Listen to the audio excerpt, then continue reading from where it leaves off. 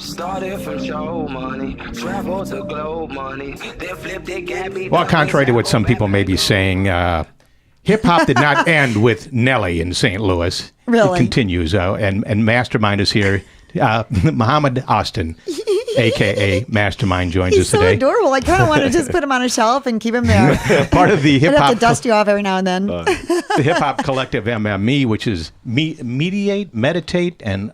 Meditate, elevate. Meditate okay. twice. Meditate, Elevate. meditate, But elevate. but it's a very positive message, and that's nice. It's, this idea of a collective interests me. You have 6 different hip hop artists that work together, yet are separate entities and separate artists, right? Yeah. How did that happen? Well, pretty much, we grew up together. You know what I mean? And ever since we were working on music, we have formed this collective like back in 2009. And we was just using like the collective vision. And you're the know. oldest Yes. of the 6, right? You're 24, 25. 25, 25, yeah. okay. And so like, at this point in time and how much time we spent with each other, like it's like a brother relationship, Okay, we can't go any further. Who has cuter hair? Me? All right, or okay. Mvstermind? I think it's definitely you. No, really. That's for sure. Let's deal with the elephant in the room. Why did this hip hop artist agree to be interviewed by 2 elderly St. Louis couple? Over the hill, Yeah, white people, exactly.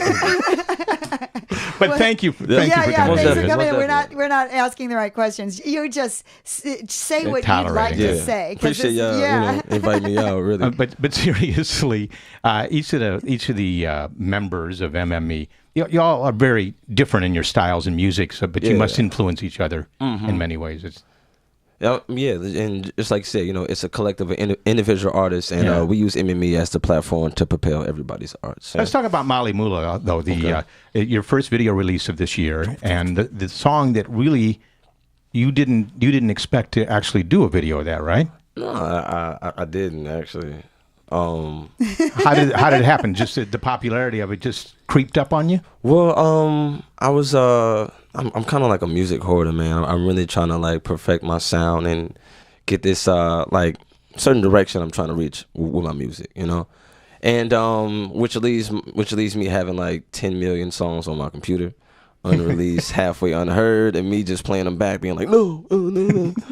But I played that song for like numerous amount of folks, and everybody's like, yo, you are tripping, you need to release this song. And I was like, all right, let me go ahead and release it. I released it online, and it was doing well, you know what I mean? Like the plays start picking up.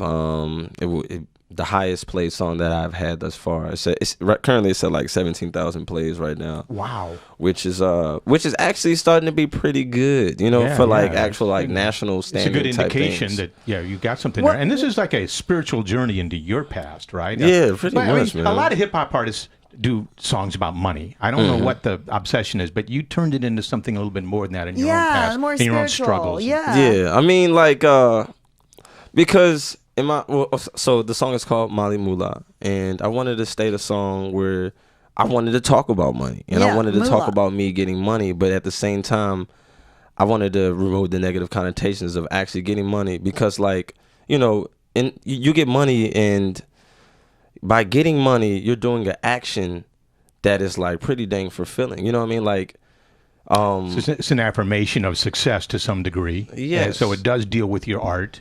It deals with your life in many ways.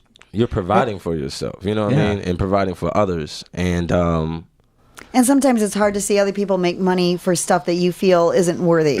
But there is that, but but what surprised me is when I saw the title, I thought Mali is the Latin for bad things. I think it means. I mean, what is malpractice, Mali? You wrote it. malicious. So I thought you were talking about bad money. that's interesting. But you weren't. You were talking about the country Mali. Yeah. Yeah. Why the country Mali? Well, so there's this ruler there by the name of Mansa Musa. This individual was actually, in fact, the wealthiest man on the planet. Numerous people have done articles on it. It's also been argued all the time. But like, he was the wealthiest man on the planet. He was also an African male, And me, being an African American, I still stem back to my roots, whether or not like that was such a long time ago. Like, I still feel like, they're I'm through my Irish, blood. and I think of that the same way. So Okay, I get that. yeah. So he so you know, the richest man on earth, and he also had a spiritual side to him. He sent his whole entire country over to Hajj, a pilgrimage that like every Muslim has to do. I'm a Muslim, by the way.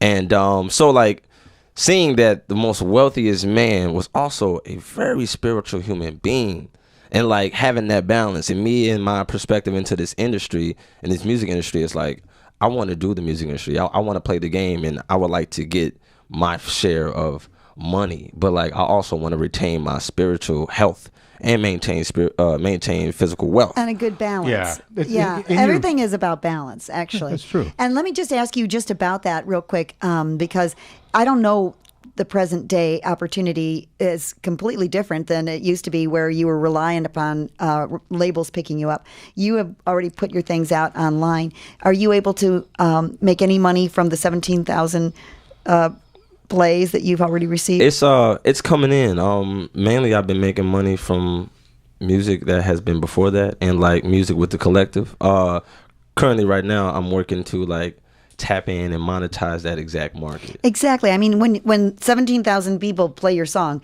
is there any at that cost? point, no. Yes. At that point, no. They're It's like hearing it on the radio. But you can show that. Is that to show to a label that say, hey, this guy's got 17,000 plays? You can show it to a label. Those are all like, you know, or those build are a your base. stats. Build your own base. Did you, when you went to South by Southwest, did you perform? Yes. How did that go? It went pretty good, man. We was on the showcase with it was hosted by DJ Trackstar, which is a St. Louis native, and he's the Run the Jewels DJ, and you know those guys are huge all across the country.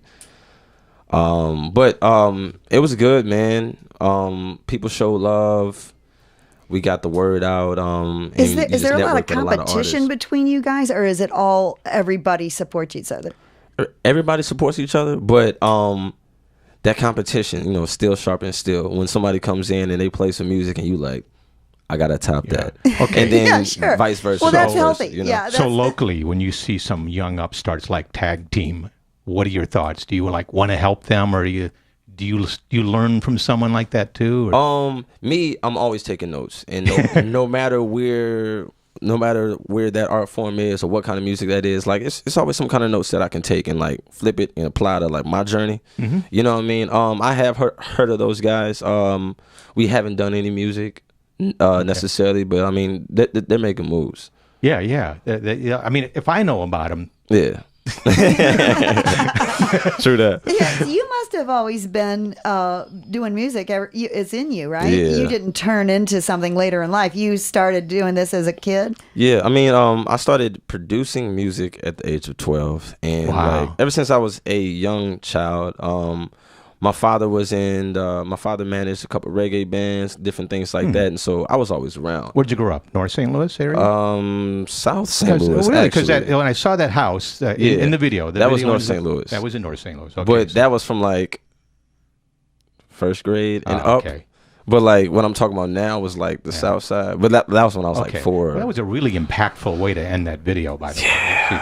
And I mean, I really could see in your face the sadness. You know, you really could. That was crazy. Yeah. That looked very real. Yeah, man. Okay, the video is called Moolah, and you can find it online. Look for Mastermind with a V, Mvstermind, and it's mastermind.com to see more of your stuff. And thank you so much for coming in here today. Most definitely, yeah. Glad you guys brought me out. I think we're going to say we knew you when. I hope so, yeah. And we know you now, yeah. That's a He good won't thing. take our calls when we ask him to Yeah, come back. exactly. He'll hang up on us. He might not do that tomorrow. All right. And thank you to Clayton's Bakery and Pastries in De Pere, making our segment possible through their generosity today. They offer fresh-made baked goods using recipes from St. Louis's earliest history and fresh baked bread right from the bakery. 11,744 Manchester Road in De Pere, Clayton's Bakery.